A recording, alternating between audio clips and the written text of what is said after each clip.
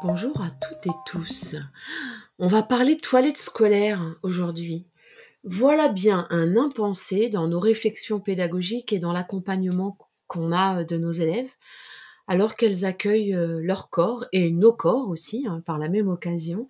Quand on sait que plus de 8 enfants sur 10 se retiennent, c'est un sujet qu'il est urgent de remettre au centre de nos discussions.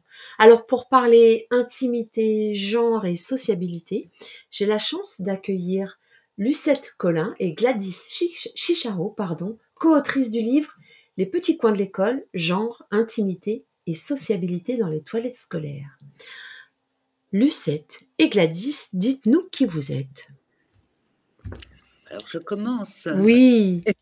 J'ai une formation de psychologue clinicienne. J'ai d'ailleurs exercé pendant une vingtaine d'années dans un CMPP avant de rejoindre l'Université de Paris 8, où j'étais maîtresse de conférences en sciences de l'éducation et où j'ai rencontré Gladys Chicharo.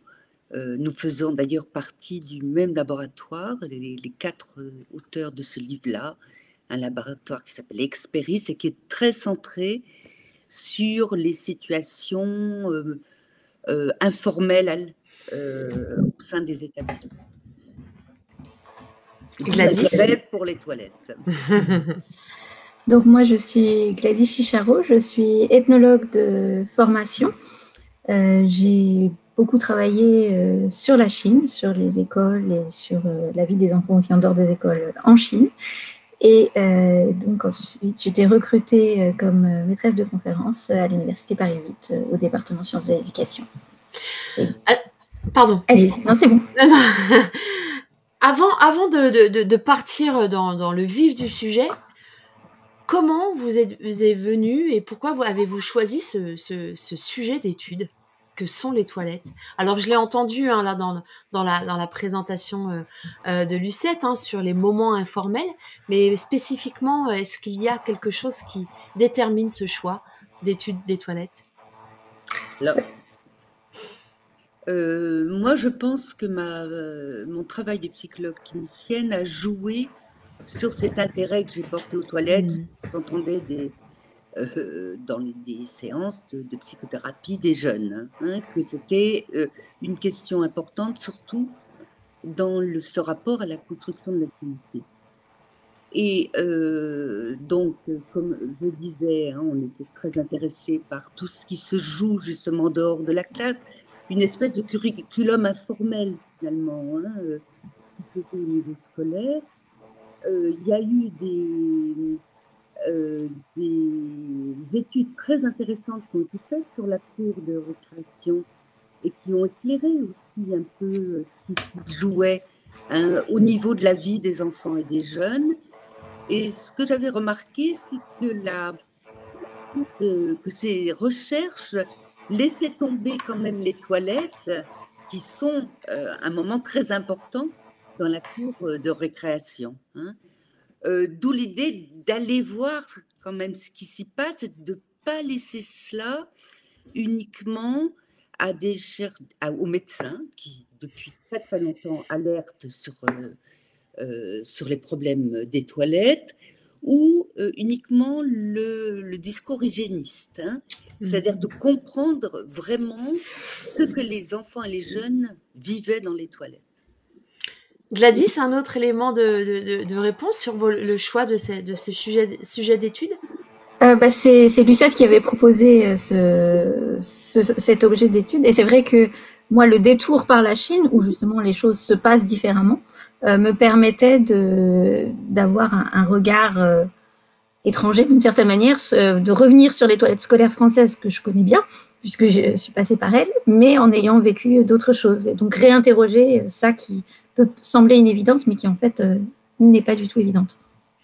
Merci Gladys. Alors, est-ce qu'on peut commencer par un état des lieux qui concerne l'aménagement, l'utilisation des toilettes en primaire, donc maternelle, élémentaire, et en secondaire? Donc j'imagine que c'est vous, Gladys, qui allez commencer par l'école maternelle, qui est on le disait en off tout à l'heure, qui est un monde vraiment à part.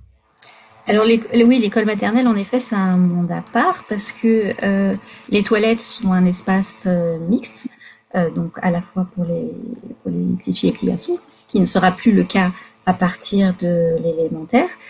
Et alors, ce qui est particulier aussi en maternelle, c'est que les adultes accompagnent les enfants aux toilettes, et en particulier au début. En fait, les enfants ne vont pas tout seuls, que ce soit les enseignants ou les ATSEM, avec un vrai partage des tâches. Au niveau de l'état des lieux, enfin, de l'aspect matériel, la spécificité des toilettes en maternelle pour les enfants, c'est la découverte de l'urinoir. Parce que les enfants n'ont pas d'urinoir chez eux. Et aussi bien pour les petits garçons que pour les petites filles, c'est un nouvel objet qu'ils découvrent. Ils passent parfois du pot à l'urinoir. Et donc de comprendre qu'il y a des manières de faire différentes pour les garçons et pour les filles, d'intégrer cet objet, de comprendre à quoi ça sert, etc. Donc en termes de façonnement du genre, c'est assez important. Dans les toilettes de maternelle, il n'y a pas de porte, c'est un espace ouvert.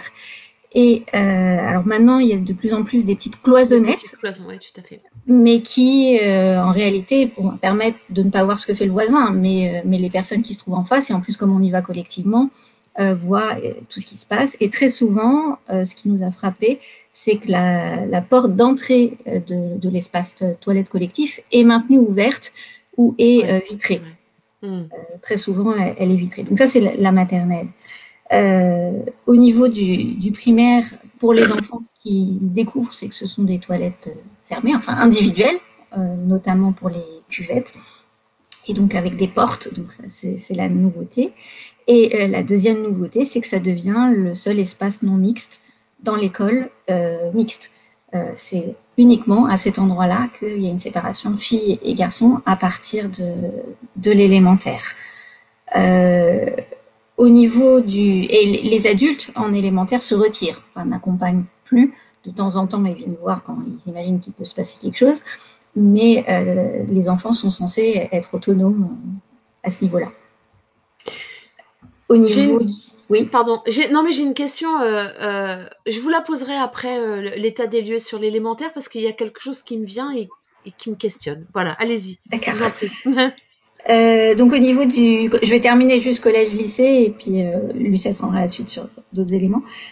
Donc au niveau du collège, alors dans le collège en particulier dans lequel on a travaillé, mais c'est assez général, c'est l'état des lieux en général est très dégradé au collège. C'est vraiment le moment où les choses sont plus sales, où il y a plus de choses cassées, plus de verrous qui ne marchent pas, de cloisons arrachées. Enfin, très souvent, c'est un état des lieux assez déplorable.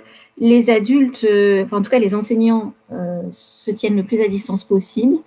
Et ce sont les surveillants qui sont les nouvelles figures en fait au collège qui peuvent avoir quelque chose à faire avec ce que font les enfants aux toilettes. Au lycée, on a eu le sentiment, en tout cas le lycée dans lequel on a le plus travaillé, d'une forme d'amélioration, d'apaisement. Et les toilettes n'étaient pas mixtes, mais les élèves avaient recréé une forme de toilette mixte. Les portes étaient pleines, ce que les élèves appréciaient. Alors, avant, souvent, il y a des trous en haut et en bas des portes, et ça faisait partie des choses que les élèves regrettent. Et bien souvent, au lycée apparaissent des poubelles, des éléments qui sont manquants avant. La question du papier toilette à disposition ou pas à disposition. Très souvent, il n'est pas à disposition des élèves au collège. Parfois, il faut aller le demander. En maternelle, il n'est pas accessible depuis les cuvettes, donc il faut penser à le prendre avant. Les choses, en tout cas, s'amélioraient au lycée. Voilà, pour un état des lieux général. Ça fait loin, le lycée, quand même, entre la maternelle et le lycée. Lucette, est-ce que vous voulez rajouter quelque chose à cet état des lieux ? Non, dire qu'effectivement, c'est variable suivant les établissements, c'est certain, mais qu'il y a quand même toujours des constances et des constances qui interrogent. Par exemple, le fait qu'il n'y ait pas de lunettes sur les idées, et c'est quelque chose qui est réclamé par les enfants. Les lycéennes qui sont quand même à peu près, qui disent que ça va à peu près leur toilette, expriment vraiment c'est une répulsion de s'y poser, avec toujours un cercle qui amène des dysfonctionnements. Hein. On a même été étonné avec Gladys qu'elles en arrivaient à exprimer des fantasmes très archaïques pour des grandes filles assez matures. Hein. On a peur de tomber dedans, on a l'impression, le froid de la porcelaine, d'être au contact du sexe de l'autre, des fesses de l'autre. D'où le fait qu'elles vont éviter de s'asseoir dessus. Ce qui pose évidemment des questions en termes d'ailleurs de leur santé, pour le vider la vessie, etc. Mais surtout, elles vont s'accroupir, elles vont monter dessus. D'ailleurs, c'est parfois conseillé par les parents, hein, pour des questions d'hygiène. Mais en faisant cela, elles salissent elles-mêmes encore plus ces toilettes, ce dont elles ont conscience. Donc des cercles comme ça qui dysfonctionnent totalement. Hein. La question du miroir aussi. Le miroir a vraiment énormément de mal d'être introduit dans les écoles. Hein. C'est au lycée, nous, dans nos terrains, où garçons et filles avaient le droit à un miroir. Mais au collège, les garçons n'y avaient pas le droit. Ça venait d'être installé. Ah oui, d'accord. Et là, on voit aussi comment des objets qui apparaissent comme ça, de façon extérieure, très neutre, sont éminemment genrés. Le miroir, c'est pour les filles, ce qui amène ce genre de réaction des garçons, les lycéens, ils constataient cette apparition de miroirs, mais ils en arrivaient à se défendre de les utiliser, hein, pour se recoiffer. C'était attaché comme ça à une image du féminin dont ils essayaient de se défendre. Hein, et il y a aussi des choses, mais simples, qui ne sont pas mis à disposition des enfants. Par exemple, un porte-manteau. C'est une revendication des enfants de bénéficier d'un porte-manteau, et on peut les comprendre. C'est-à-dire l'hiver, ils ont leur manteau pour être, je sais pas, pour faire ses besoins de manière plus confortable. Ils ont envie de retirer leur manteau et de l'accrocher. Donc ça, c'est une réclamation comme ça qui n'est pas du tout entendue, et c'est pas grand-chose, un porte-manteau quand même. Hein. Non. Et du coup, on entend dans vos propos la question des besoins, c'est-à-dire à chaque âge a ses besoins, et je pense qu'il y a des besoins communs. Moi, ce qui m'interroge avant de parler des besoins des élèves et de chacun de ces âges maternels, élémentaires et ensuite les plus grands, c'est que on voit la fracture ou le changement entre l'école maternelle et l'école élémentaire, où on ferme la porte, donc on estime que le fait d'aller faire ses besoins, c'est quelque chose d'intime. Et pourquoi, est-ce qu'on a des éléments de réponse de pourquoi on ne respecte pas ce besoin d'intimité à la maternelle? Là, c'est une question importante. C'est que l'on considère quelque part que cet enfant d'école maternelle n'a pas le même besoin d'intimité. Hein. C'est-à-dire que derrière, il y a des allants de soi psychologiques, je dirais. Hein. Dans notre terrain en école maternelle, en première année, nous n'avons pas du tout été confrontés à des enfants exprimant une gêne de faire leurs besoins devant les autres. Hein. D'accord. Mais par exemple, en grande section, on voit que des enfants essayent de faire avec ça un malaise qui commence. Donc, ils vont essayer de choisir la cuvette qui est le plus loin possible de la porte, d'y aller quand il n'y a pas trop de monde, ou de se retenir. Hein. Oui. Tout à l'heure de rétention, ou de se retenir et d'éviter d'aller dans les toilettes de l'école.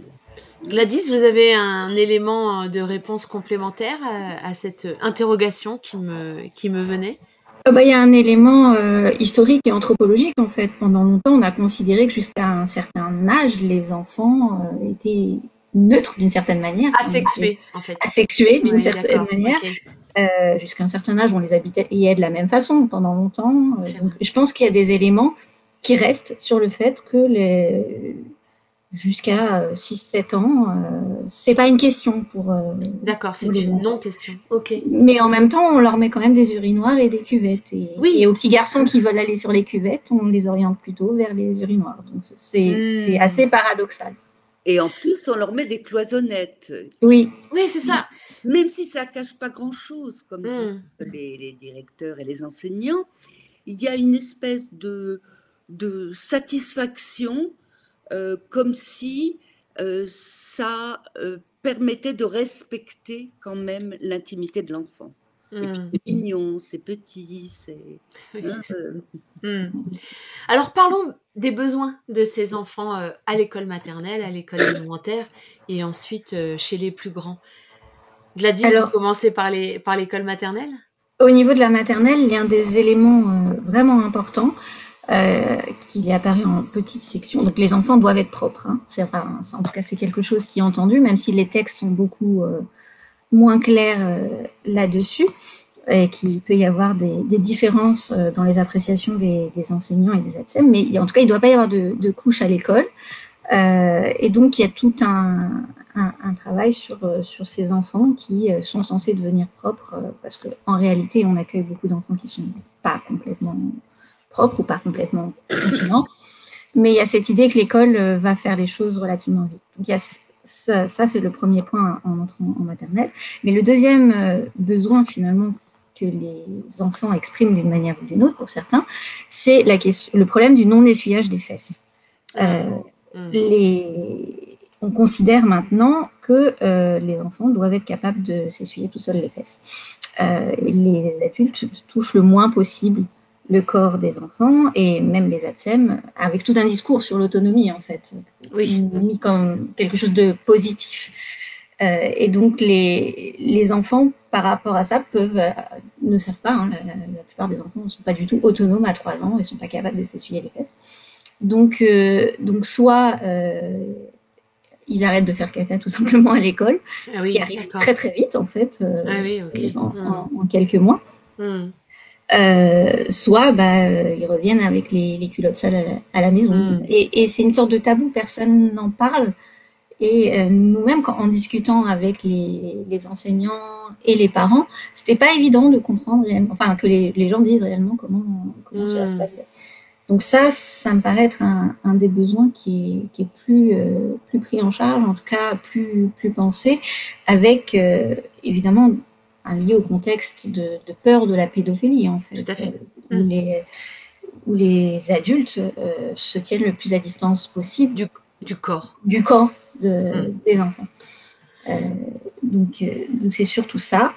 Au niveau de la question du papier aussi, pas mis à disposition des enfants. Et au niveau du primaire, la question des poubelles, qui dans beaucoup d'écoles primaires ne sont pas présentes, la question alors qu'on sait que de plus en plus de petites filles ont leurs règles assez tôt, en fait. Et donc, il peut arriver qu'en CM2, il y ait des élèves réglés, donc il n'y a pas de poubelle.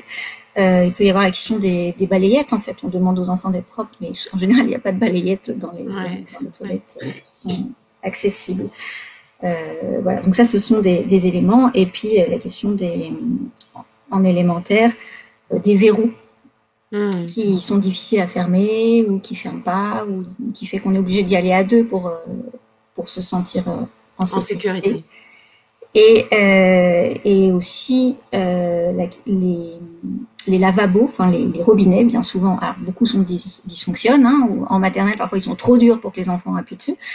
Et ensuite, il y a finalement très peu de lavabos, et on a eu beaucoup d'enfants en primaire qui faisaient des dessins de queue pour aller boire aux toilettes.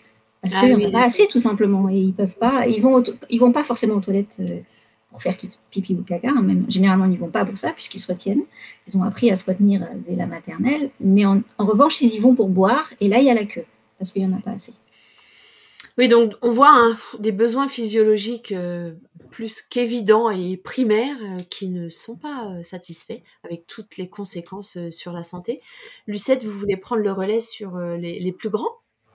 Oui, de rajouter aussi quand même que les enfants réclament d'avoir des toilettes qui sont propres, hein, ce qui n'est quand même pas souvent le cas, hein. Des toilettes qui sont propres. Et d'ailleurs, ce qui est intéressant, c'est que ce sentiment de propreté, pour être assuré de ce sentiment de propreté, il faut qu'elle sente bon, hein. Mmh. Euh, donc, on a proposé aux enfants de faire leur toilette de rêve, hein, et donc, la surprise, c'était de rencontrer vraiment des usagers experts, hein. C'était en école élémentaire, qui exprimaient de manière très très claire des besoins, hein. Mmh. Donc que ce soit propre, que ça sente bon, et que ça soit aussi qu'elle soit belle, hein. Des toilettes belles, c'est-à-dire de créer une ambiance agréable où ils se sentent bien. Alors, on remarque d'ailleurs au niveau de la décoration que les enfants pouvaient proposer, c'est très très genré, hein. Mmh. Donc, c'était des décors de jungle, les filles, des cœurs, des fleurs, etc. Mais donc, la recherche d'une ambiance et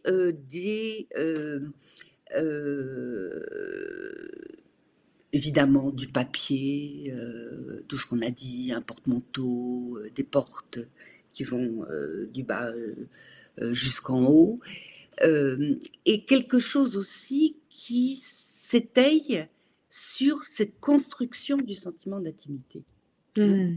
Mmh. Mmh. Bon, certes, ne pas être vu, hein, donc les portes dont on parlait tout à l'heure, quand elles ne vont pas jusqu'en haut, les enfants réclament des portes qui vont jusqu'en haut, avec un toit même, hein, Mmh. pour sortir en sécurité. C'est dû au fait aussi que il y a des chassés-croisés et certains vont épier les autres en train de faire leurs besoins. Le fait aussi, l'intimité à avoir avec l'odeur, hein, de Oui. capter les odeurs de son corps, d'où les parfums. Mmh. On a le droit à tous les produits d'entretien de la maison, le Febreze, etc. et tout. Et aussi le fait de ne pas être entendu. Oui. Au lycée, ils sont satisfaits, ils ont des portes qui vont jusqu'en haut, mais le problème reste le bruit. D'accord. Et on était très très surpris avec Gladys d'entendre les garçons qui se disaient c'est pas épouvantable, il faudrait des pièces, etc. Dire que le papier toilette qui est jeté dans les cuvettes Mmh. n'est pas toujours comme nous on le croyait aussi, hein, comme peuvent le croire les adultes pour boucher les toilettes, Ouais. mais c'est aussi pour amortir le bruit du corps.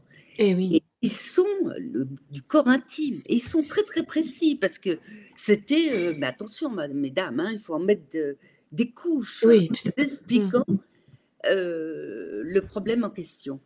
Les filles, elles parlent, par exemple, aussi par rapport à ce bruit, de rentrer, quand on rentre dans les toilettes, on appuie systématiquement sur la chasse d'eau, vous voyez le Ouais. problème du gaspillage d'eau, pour que ce bruit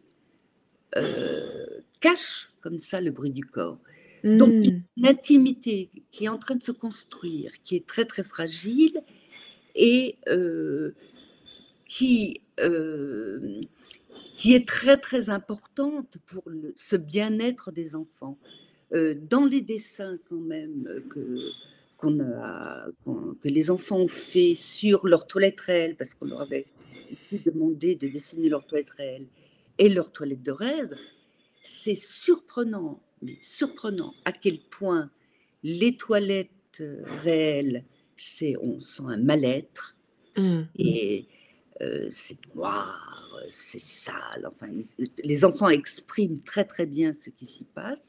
Et les toilettes de rêve où on voit des visages dans les miroirs qui sourient, un bien-être comme ça qui s'exprime.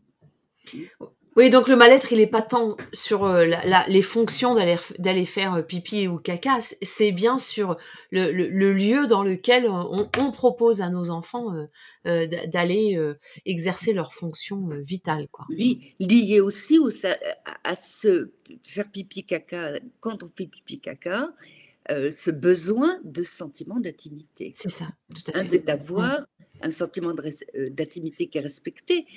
Alors, et là, ça pose quand même une question parce que il y a un consensus actuel qu'il faut respecter le sentiment d'intimité des enfants, hein. Mais on a l'impression que c'est un principe éthique très beau comme ça, mais qu'il ne prend pas corps, si je puis dire, hein. C'est désubstantialisé comme ça. Ça reste une lettre morte un peu. Oui, mais à vous écouter, en tout cas, enfin, moi, c'est ce qui me vient à l'esprit, c'est qu'il faut écouter les enfants, il faut prononcer le mot de pipi, de caca, du bruit, et c'est des choses, ben, je suis désolée, mais on n'a pas l'habitude qu'on n'a pas l'habitude de faire, non? Oui, nous avons été vraiment très très surpris de l'accueil très positif Ouais. des enfants, de parler de cela, hein. Mmh. Il y a une phrase qu'on a repris d'ailleurs: «Les toilettes, c'est sérieux», hein, Ouais. espérant qu'on soit leur porte-parole. Et Mmh. il y a une chose que moi que j'aimerais que cette recherche produise, enfin notre travail, c'est écoutons déjà ce qu'ils ont à dire. Essayons de Mmh. comprendre aussi ces dysfonctionnements, comme le papier toilette là, hein, Mmh. d'essayer de comprendre ce qui s'y joue, euh, donc d'écouter les usagers, hein, Mmh. des usagers experts, hein. Et les usagers aussi, enfin les enseignants ont un regard, hein. J'ai posé un peu des questions à notre communauté et les enseignants de façon unanime disent la même chose que vous, c'est-à-dire partagent ce constat de la saleté, que l'intimité n'est pas respectée. Donc il y a un consensus là-dessus, mais on le prend pas en charge. Gladys, j'avais une petite question subsidiaire puisque j'entendais dans votre présentation que vous aviez beaucoup parlé, étudié la Chine. Est-ce que cette question de l'intimité est une question culturelle? Alors je sais que c'est une énorme question, hein, mais voilà, elle me vient et je me dis, c'est intéressant de savoir si c'est une question éminemment culturelle ou humaine, tout simplement. Oui, c'est une question éminemment culturelle, parce que justement en Chine, les toilettes étaient jusqu'à il y a peu ouvertes en fait. D'accord. On pouvait discuter avec son voisin et le voir, enfin, les toilettes publiques. Donc en Chine, disons que tout le monde avait à peu près nos toilettes de maternelle avec des sortes de petites cloisonnettes. Enfin, c'était très répandu chez les adultes aussi. Donc c'est pour ça que ça avait été un élément qui m'avait surpris. Mais pour être plus près, en Europe, vous avez des parents originaires d'Allemagne, d'Italie ou des pays du Nord sont très très surpris de nos toilettes de maternelle et ne comprennent absolument pas pourquoi les enfants n'ont pas droit à des cabines dès la maternelle. Donc il n'y a pas besoin d'aller si loin en fait pour voir qu'il y a des différences dans la manière dont on traite cette question de l'intimité et notamment des jeunes enfants. D'ailleurs, sur le fait pipi debout, oui. La remise en cause que le fait pipi debout serait un trait de masculinité universelle comme ça, moi, cette remise en cause de ça, je l'ai découvert en Allemagne, hein, où il y a un mouvement très très important pour que les garçons fassent pipi assis. Hein. D'accord. Donc des questions très culturelles. Donc c'est intéressant hein, d'interroger cette culture. Alors on vient de parler hein, beaucoup des toilettes comme lieu d'aisance et de fonctions vitales, pipi, caca. Mais en lisant votre ouvrage et en échangeant avec vous, on voit que ces toilettes sont aussi un lieu de sociabilité et de socialisation entre pairs. Est-ce que vous nous en parlez?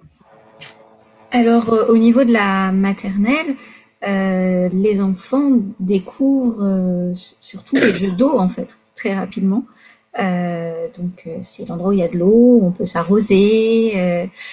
Donc, il y a des toilettes en général relativement proches des classes et il y a des toilettes dans la cour.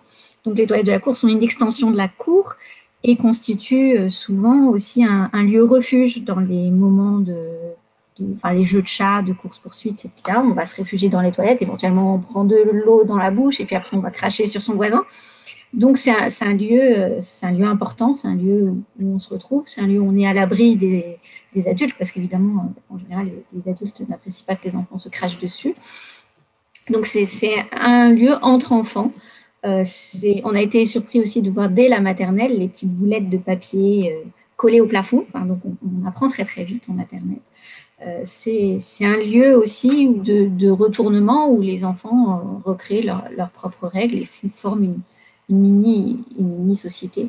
Et c'est quelque chose qui continue au niveau de l'élémentaire, avec ces jeux de poursuite aussi.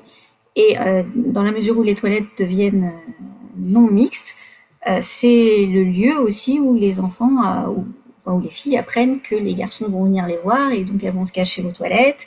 Et il y a des jeux de chassé-croisé comme ça. Enfin, en général, c'est toujours les garçons qui vont aller embêter les filles aux toilettes. Et en tout cas, c'est ce qu'elles intègrent, qu'elles vont être regardées, elles vont être poursuivies. Et c'est le lieu aussi des secrets où on peut se raconter des choses entre copines, entre copains, où on va avec sa meilleure copine parce que c'est comme ça qu'on se sent en sécurité. Voilà, et c'est quelque chose qui se poursuit. Enfin, Lucette pourra continuer pour le collège et le lycée. Oui, en tout cas, ce qu'on peut dire, c'est qu'il y a une socialisation différente dans les toilettes filles et dans les toilettes garçons. Ça correspond un peu à ce qui a déjà été remarqué au niveau de la cour de récréation. Hein, les filles discutant, les jeux plus calmes, échangeant des potins, etc. Les garçons plus dans des rapports physiques, de manière très, très schématique. Hein. Et c'est une ligne de force jusqu'au lycée. Les lycéens disent qu'il faut qu'on passe. Ils ne s'y installent pas et remarquent que les lycéennes, elles y passent un temps fou. Parce qu'en fait, ce qui est intéressant, c'est que ces toilettes, les jeunes nous disent non, les lycéennes même, hein, on n'y va pas pour ce qu'on est censé y faire, hein, et on refuse, mais on y va. Hein, c'est-à-dire, il y avait une expression, c'est tout sauf des toilettes, disait une directrice, hein, qui exprime bien ce qui passe, hein, d'être comme ça entre pairs et tout, et de discuter. Les garçons sont beaucoup plus. Alors, ce qui est intéressant pour les filles, c'est que elles investissent aussi quelque chose d'une intimité de leur corps. Au lycée, il y a un certain traumatisme de la gestion des règles au collège. Et donc là, elles prennent un temps absolument fou pour nous dire à quel point entre filles comme ça, elles parlent de leurs règles, elles essayent de retrouver un rapport positif au féminin, et les menstrues sont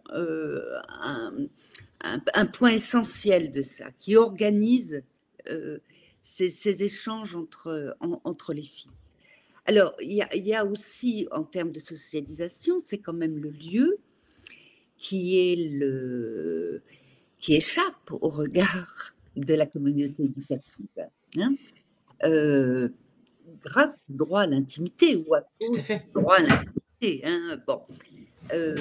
D'où, effectivement, c'est le lieu des transgressions aussi dans la société, hein, entre pairs, dans cette société entre pairs, qui varie suivant les âges. Hein. Collège, lycée, au collège, alors c'est le lieu où on fume, hein. Les lycéens disent qu'eux, ils n'y fument plus parce qu'ils peuvent sortir. Il y a un tas de mégots devant le lycée qui l'attestent, mais ils peuvent quand même nous dire que, parce qu'il y a des détecteurs de fumée qui ne fonctionnent pas, ça veut dire qu'ils ont essayé.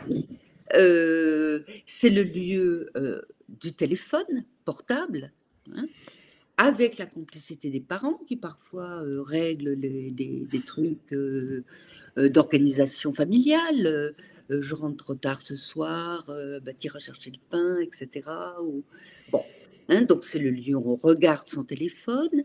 C'est le lieu aussi moins protégé où il peut y avoir des rapports difficiles entre des petits et les plus grands, hein, donc des lieux de violence aussi possibles. C'est le lieu aussi bon, les jeunes, les lycéens en parlent, de la sexualité, des histoires d'amour et tout ça. La communauté éducative n'est pas dupe, hein, de ce qui s'y passe quand même, hein, au courant, et là, c'est toute une question de gérer qu'est-ce qui est tolérable, pas tolérable, quand est-ce qu'on doit intervenir ou pas, hein, un point qui est important aussi dans les toilettes, ce lieu qui est le moins surveillé, qui échappe le plus au regard des adultes, les lycéens disent c'est notre seul lieu de liberté. Hein, donc c'est aussi, pose la question, est-ce que c'est possible à l'intérieur de l'institution scolaire de bénéficier d'une zone d'autonomie temporaire, ou du moins les toilettes sont utilisées aussi à cet effet. Pour le meilleur, et certains diraient pour le pire aussi. Vous m'offrez une transition toute faite sur la posture de l'adulte, parce qu'on a parlé des enfants là, mais parlons explicitement des adultes dans tout ça, de leur présence, de leur posture. Et puis on ira tout doucement pour terminer sur du positif, sur comment on peut imaginer et travailler à des toilettes qui répondent aux besoins physiologiques et aux besoins de construction de nos jeunes. Qui veut commencer sur la posture des adultes et la place des adultes dans les toilettes? Gladys, peut-être, pour la maternelle? Je vais commencer pour la maternelle. Donc, au niveau de la maternelle, ce qui apparaît, c'est qu'il y a des postures différentes, des choix pédagogiques différents, qui sont évidemment aussi informés par les lieux, en fait, par l'espace qui est disponible. Les enseignants font selon ce qu'ils peuvent faire. Mais par exemple, en petite section de maternelle, quand on apprend aux enfants à être propres, à aller aux toilettes, vous pouvez soit y aller en classe entière, donc c'est toute la classe qui va à des heures spécifiques à l'école, avec une prise en charge vraiment collective de ce moment, avec l'enseignant et la TSEM, où vous avez des choix plus par petits groupes. Alors les enseignants disent des petits trains, enfin ça dépend, et donc des petits groupes de 4 ou 5. Dans ces cas-là, souvent c'est la TSEM qui accompagne ces petits groupes aux toilettes, l'enseignant reste dans la classe, donc il y a un partage des tâches entre adultes que les enfants intègrent progressivement. Et donc il y a des choix pédagogiques. Alors parfois c'est parce qu'il n'y a pas assez de toilettes, donc on est obligé d'aller loin, etc. Donc on est obligé d'y aller tous ensemble en classe entière. Mais en tout cas c'est des choix différents qui transmettent des éléments différents pour les enfants. Et justement dans cette construction du rapport à l'intimité et de la manière dont l'école prend en charge aussi collectivement les corps des enfants. Par la suite, et ça commence dès la maternelle, mais c'est très important au niveau du primaire, la différence de posture des enseignants se situe dans est-ce qu'on laisse les enfants qui veulent aller aux toilettes pendant les cours, pendant les moments où ils sont censés être en train de travailler. Vous avez des enseignants qui considèrent que oui, les enfants, ils expriment un besoin physiologique, ils vont aux toilettes. Si les toilettes sont à proximité, ils se sentent évidemment plus libres et plus rassurés pour laisser partir l'enfant tout seul aux toilettes, ou éventuellement accompagné. Il y a des pédagogies aussi où on favorise ce type d'enfants accompagnateurs, etc. Donc, l'enfant peut aller aux toilettes quand il a envie d'aller aux toilettes, même s'il est en train de travailler. Et vous avez d'autres enseignants, et ça évolue en fonction du niveau de la classe aussi, qui considèrent que là, c'est un temps de travail, donc on ne doit pas aller aux toilettes à ce moment-là, et l'enfant doit apprendre à se retenir. Donc, selon les enseignants, c'est plus ou moins tôt. Et en primaire, les adultes sont très absents, en fait, des toilettes. Ils sont le plus loin possible. Je te laisse poursuivre, Lucette, pour le collège et le lycée. Au collège, les professeurs ne sont interpellés que quand les enfants demandent dans le classe d'aller aux toilettes. Avec d'ailleurs, les jeunes racontent que pour la question des règles, par exemple, pour être sûr que le professeur va dire tu peux sortir. Hein, souvent, elles disent, elles demandent d'aller à l'infirmerie. Ah là, oui. Hein, c'est autorisé.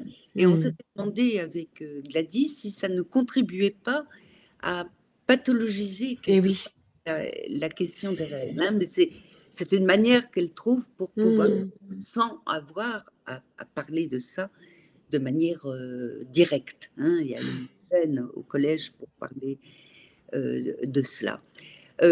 Alors, au collège, ce sont les aides éducateurs qui sont... les collégiens et les collégiennes se plaignent énormément de la surveillance de ces aides éducateurs qui, bien sûr, qui s'autorisent à rentrer dans le coin d'eau, si je puis dire. Hein. D'où d'ailleurs ces jeux, il arrive, les filles rentrent à deux dans une toilette, mais là, comme il a vu que les deux filles rentraient, il a ordonné qu'elles en sortent.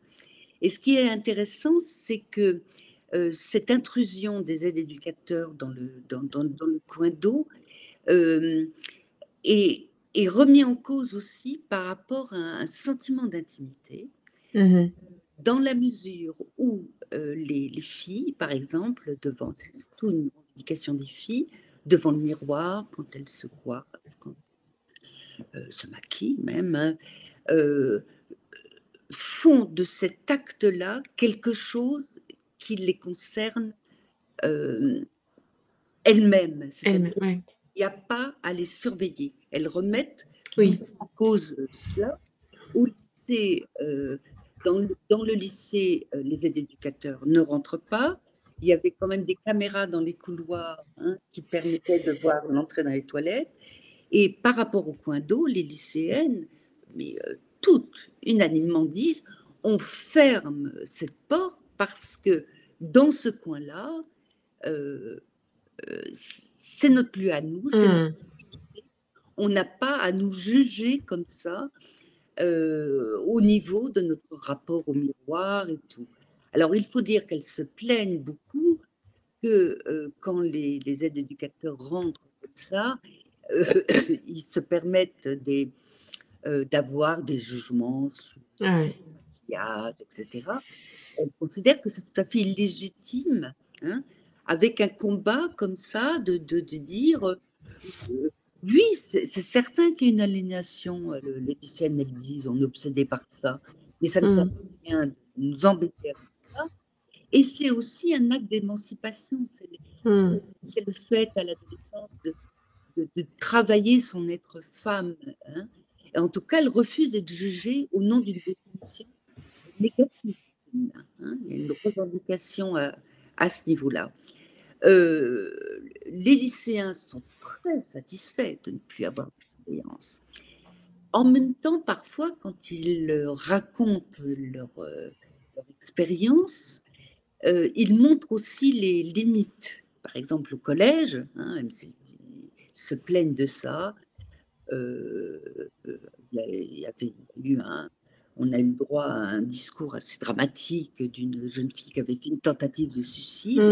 Et là, tout de suite, il montre que quand il y a des gros problèmes, ils ont besoin comme de l'adulte, comme personne, et de l'esprit, en tout cas, hein, une espèce d'ambivalence entre ce lieu de liberté, mais quand même un lieu de liberté qui doit être C'est sécurisé. que, eh oui. Et par rapport à cette sécurité, l'adulte est parfois encore indispensable au collège. Gladys, vous voulez rajouter quelque chose ou Non, non? je pense que tout a été dit. On voit bien hein, ce qui est, enfin moi en tout cas ce que j'entends vraiment de façon très très forte, c'est vraiment cette question de l'intime et de l'intimité et de la construction de l'intimité. Et si je réfléchis à mon accompagnement des élèves que j'ai eus, à mes réflexions pédagogiques, je dois avouer, hélas, que ça n'a jamais été un sujet explicite. Voilà. Et, euh, et avec le recul, je me dis mince. On prétend accompagner des enfants, alors des élèves, on apprend, on les accompagne dans leurs apprentissages et on fait fi de d'eux finalement, de leur entièreté. Et donc ça pose beaucoup de questions, mais j'espère que beaucoup de personnes qui regarderont cet entretien se poseront ces questions et se diront mais oui, en fait ça ne peut pas être un impensé. Alors pour terminer sur du constructif et peut-être donner des idées de pistes à explorer, ce lieu est, on le dit, on vient de le dire pendant 50 minutes, c'est un lieu où se construit l'intime, où on a des fonctions vitales. Comment, comment réfléchir à ce que ce lieu réponde à ce besoin et voilà. Comment on fait? Quelles questions on se pose en équipe? Les chefs d'établissement, les constructeurs de locaux. Qu'est-ce qu'on se pose comme question? Bah, moi, je dirais d'abord écouter les élèves, hein. On a 2 collègues à nous ont suivi une rénovation des toilettes dans le primaire où les élèves avaient été entendus, hein, Mmh.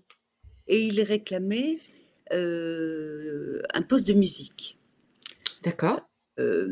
Alors peut-être que ça a été mal compris. Moi, nous disons que la musique, c'était pour gérer cette question de l'intimité, du bruit du Du corps. son, tout à fait. Peut-être, bon, peut-être que ça n'a pas été assez bien entendu à ce niveau-là. Il y a eu ce moment toujours délicat du coût financier et des postes devaient sauter. Ça a sauté, hein, pas pris D'accord. en compte. Par contre, ce qui a été installé, c'est une automatisation Matisation? des toilettes, un truc très sophistiqué au niveau des robinets avec un goutte à goutte. Les élèves ne sont pas du tout satisfaits, non, Mmh.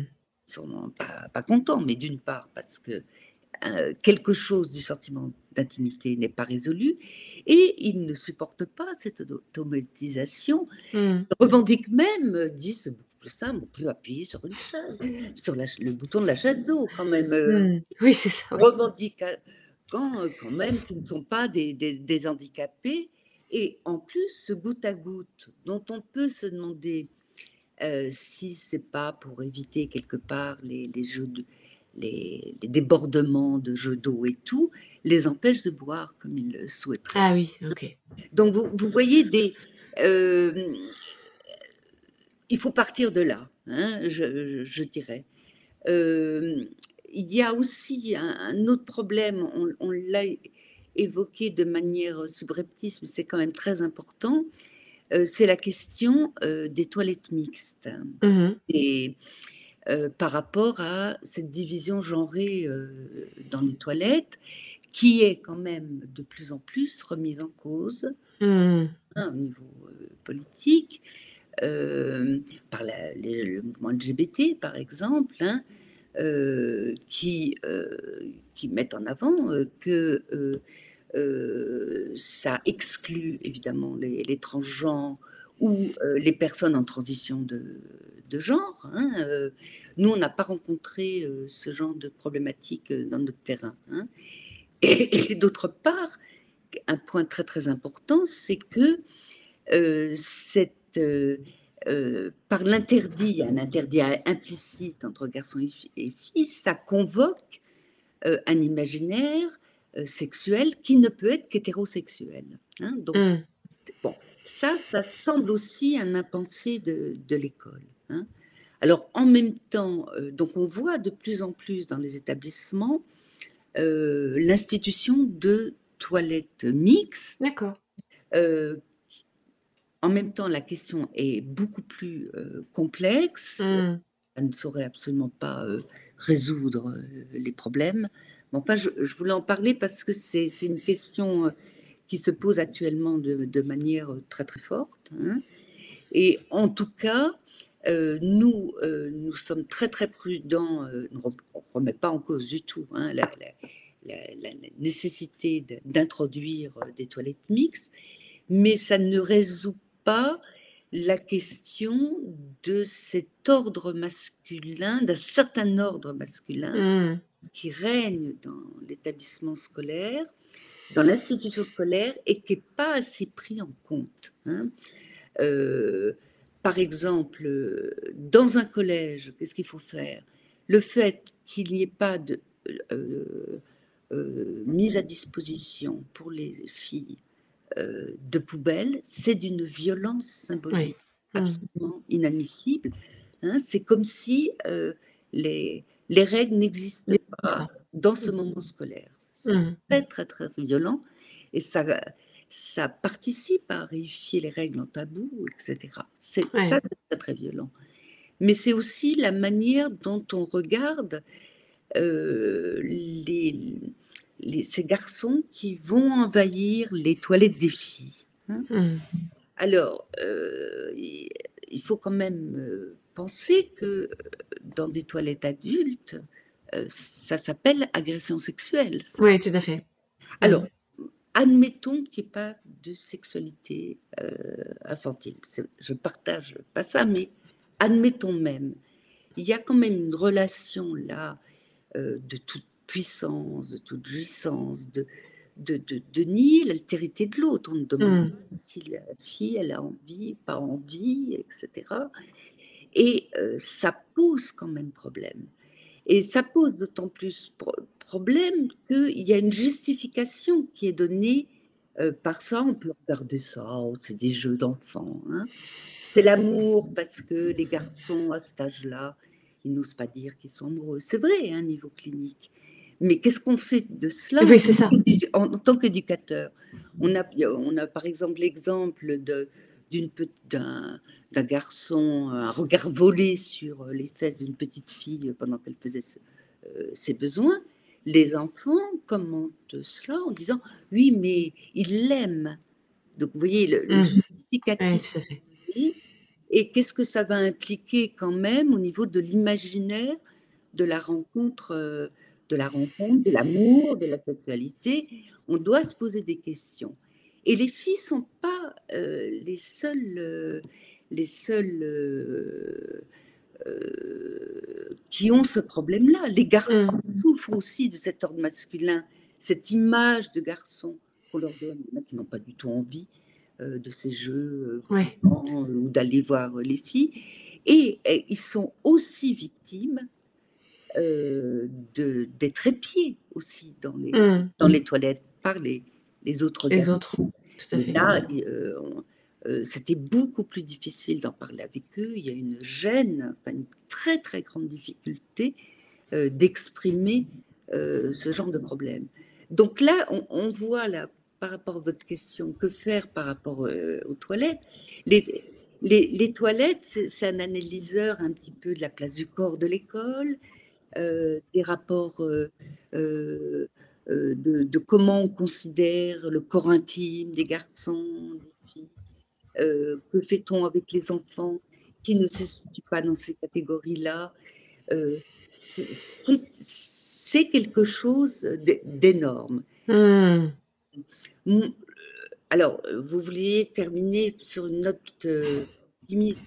Moi, C'est pas tant optimiste que constructif, c'est-à-dire c'est-à-dire que de se dire, et peut-être on va donner la parole à Gladys, mais c'est de faire peut-être, on a fait un inventaire, un état des lieux, on peut faire un inventaire des questions à se poser et des questions on parlait d'impensé en tout début d'entretien, et bien finalement pour se mettre en chemin et en construction, il faut que ça devienne penser, et à quoi il faut penser. Voilà, toutes ces questions du rapport à l'autre vous contribuez à ça d'ailleurs, là, tout à en fait. parlant, votre émission.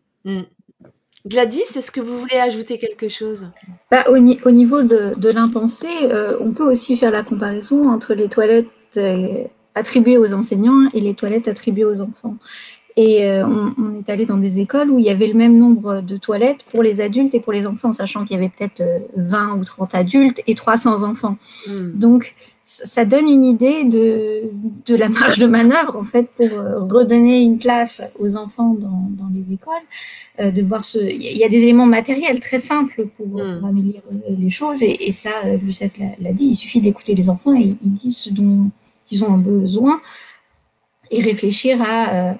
pourquoi on a vu des maternelles où les toilettes étaient le plus loin possible, au fond d'un long couloir. Donc, il y a des éléments très simples à penser.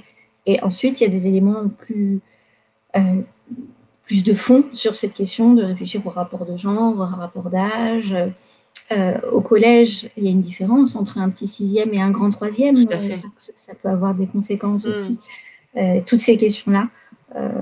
Il y a tellement de marge de manœuvre que ça peut être un élément optimiste pour améliorer les choses progressivement. Oui, et peut-être pour conclure, moi en tout cas, c'est ce que j'entends, c'est qu'il y a quelque chose de l'ordre de briser certains tabous et oser parler des choses. Voilà, pipi, caca, règles, genre, sexualité, et c'est des choses, voilà, on n'en parle pas trop, quoi. Et c'est par là que les choses vont bouger. Tout à fait. Eh bien, franchement, j'espère que d'en parler, j'allais dire à heure de grande écoute, c'est-à-dire à disposition des enseignants, pourra permettre ça, parce que c'est important. On boucle la boucle avec le tout début. Si on prétend accompagner nos enfants à devenir des adultes et à faire société, eh bien, les toilettes font partie de ce sujet. Donc, merci vraiment beaucoup à toutes les deux. Merci à vous.